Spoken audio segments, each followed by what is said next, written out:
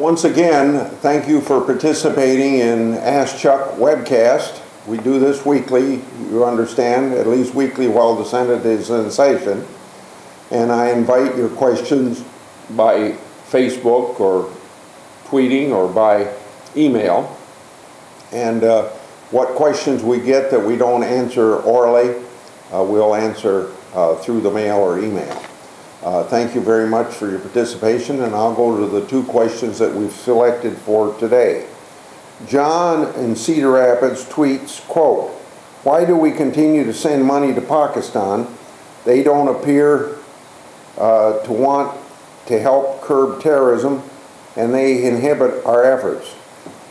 You're absolutely right. I feel the same frustration you do. The only answer I can give you is, and it's a very good answer, if you want to adequately support our troops in Afghanistan, and since we sent them there, we ought to do everything to give them everything they need to get the job done. So much of what it takes to supply our troops in Afghanistan goes through Pakistan. You can see that it's either there or the old Soviet Union republics north of Afghanistan, and I think we do get a little bit through there, but particularly fuel goes on tankers through Pakistan and other supplies as well, and so we need to use Pakistan if we're going to supply our troops there. Also, since Taliban are in the Wild West area of Pakistan, and by Wild West I mean that's kind of an allusion to the Wild West of the United States in the late 1800s. There's so many Taliban located there that the extent to which the Pakistan military will work with us, and they don't work with us as well as they should, it helps us to keep the Taliban under control and keep them from going into Pakistan or going into Afghanistan to fight Americans or to hurt the Afghans. The second question comes from David of Nevada. Tweets, "You must encourage your colleagues to support money for farmers affected by the floods because the farmers grow our food."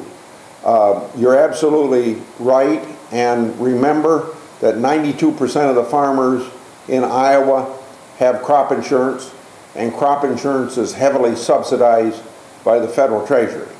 So there is adequate support for farmers through the federal treasury for crop insurance, and also other disaster relief that might come along separately.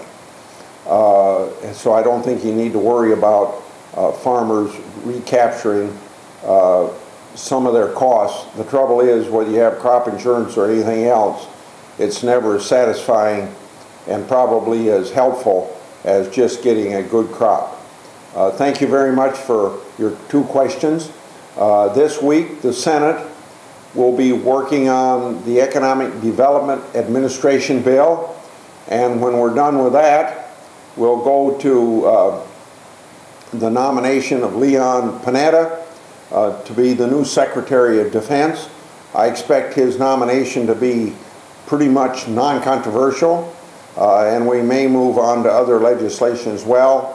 Next week, I invite you to be back with us for webcast, and I would ask you to send in your questions as you have this time. Thank you very much.